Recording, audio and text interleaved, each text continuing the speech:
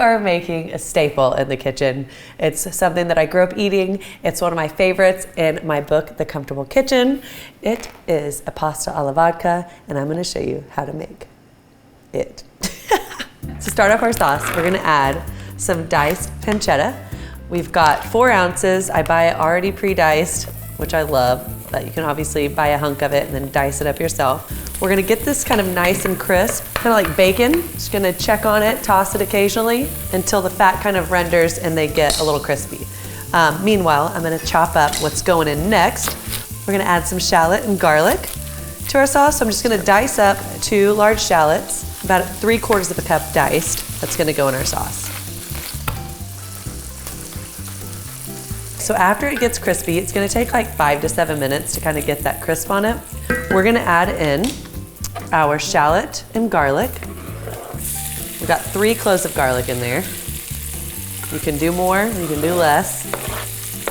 We're gonna add in some crushed red pepper flakes, some salt, and some pepper. All right, so we're gonna just kind of cook those shallots down till they're softened, just a couple minutes. All right, while that's cooking down, I'm gonna really quickly hand crush some San Marzano tomatoes. You must use this in this recipe. No other tomatoes will work, and you need to hand crush them. It's kind of fun too. This is a great spot to get your kids involved. I just feel like this is part of my childhood, hand crushing tomatoes with my mom.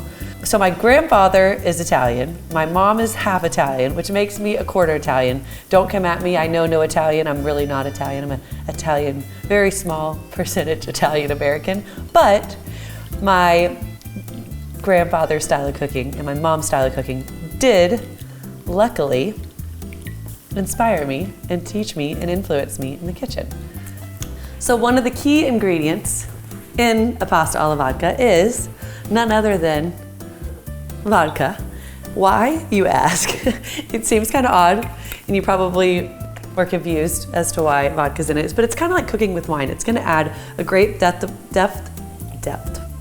It's gonna add a great depth of flavor to your pasta sauce. It's almost got like a sharpness and like to it, and it cuts the sweetness of the cream and the tomatoes. And it's just delicious, and it does make a difference when you don't include it. It's not gonna get you drunk, but it is gonna add a great flavor to your sauce. So we're gonna add in the vodka, just 1/4 cup of that vodka, and you're gonna cook it down until it's reduced by half. So just a couple minutes, maybe like 1 minute really.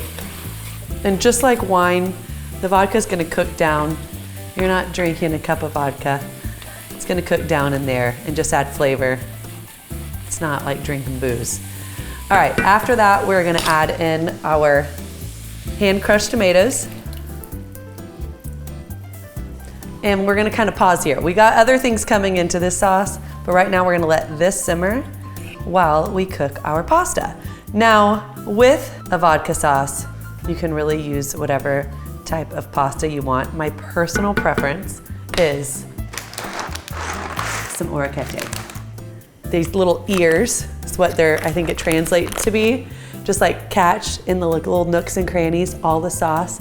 And it's like my favorite shape to serve with this particular sauce. So I highly recommend getting this. All right, we've got our water boiling over here, that simmering over there. I'm putting in our pasta, and a requirement, always heavily salt your pasta. How heavy? You can't go too heavy, but I do like a tablespoon. I know it seems like a lot, but that salted water is going to infuse our pasta. It should taste like the ocean whenever you cook it, so my mom always told me. So get it nice and salty. It does make a difference. So like I mentioned, we've got pasta sauce simmering, pasta boiling. We're gonna finish this sauce. We're gonna add our heavy whipping cream. It's a nice sweetness and creaminess to our sauce. We're gonna do 1/2 cup and stir that in. And again, let this keep simmering while our pasta's cooking. I feel like having a good classic pasta recipe to turn to, like on a busy weeknight or when you're hosting and entertaining, or just when you need a good bowl of pasta, like it could be on Valentine's Day or it could be on a Wednesday. You can't go wrong. Is something that you always need in your back pocket, because I personally don't think that you can find it at a restaurant this good. While that's simmering and that's cooking, I'm going to grate up some Parmesan, because we're gonna add that in when we put the pasta into the sauce. So we're gonna need about half a cup of freshly grated Parmesan cheese. A little Parmesan. So even though we hand crushed those tomatoes, you're gonna still see those chunks of tomatoes, which are like little pieces of tomatoes, and you want that. You want them to be like a crushed tomato. It's not gonna be a smooth sauce. It's still gonna have some texture to it in a really beautiful, delightful, rustic way. I have this one salad recipe in my book that is the perfect pairing. It's a lemony salad. Let me find it. Little gem salad with lemon dressing. Oh, I just stepped on a pasta noodle. I was like, what just happened? That was my bag. So this salad is my favorite pairing with it. My mom always made this dressing growing up and put it on a salad with anytime she made pasta. So it's like, it's a trigger for me. If I have pasta, I have to have the salad. It's this lemony classic dressing. It's just olive oil, lemon, a little bit of anchovy. It gets a little bit creamy and it's bright and acidic, and it pairs perfectly with any pasta, any steak, anything that you make. This salad is the one to make with it. So if you're pairing this with something, little gem salad with lemony dressing is the way to go. This is called a spider. It's one of my favorite kitchen tools. And I like for a little bit of that pasta water to get into my sauce. So it's a good way to transfer it over and reserve all your pasta water. So I've got my pasta in there. We're gonna add about half a cup of the Parmesan. Give it a stir. Yum, yum, yum. All right, so you're just gonna wanna kind of stir it till all gets absorbed. That starch of the pasta is gonna kind of start slurping up all that delicious sauce, and the cheese is gonna kind of melt into there. Add a little bit more cheese. To finish our beautiful pasta, we're gonna add in a little bit of fresh basil right on top, a little bit of extra parm, and for me, you do you, I like to add a little bit of extra kick. She's beauty, she's grace, she's a classic for a reason, and you all need to make this one.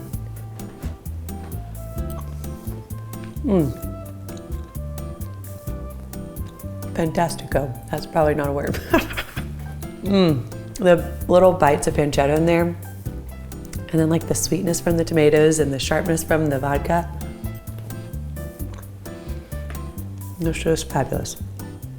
For this recipe and other delicious pasta recipes, you can find it in my book, The Comfortable Kitchen, or on my blog, thedefineddish.com. This might be up there for like, if I was in prison and I had one last meal, I might pick this. It might not, depends on my mood, but it's definitely up there, top 3.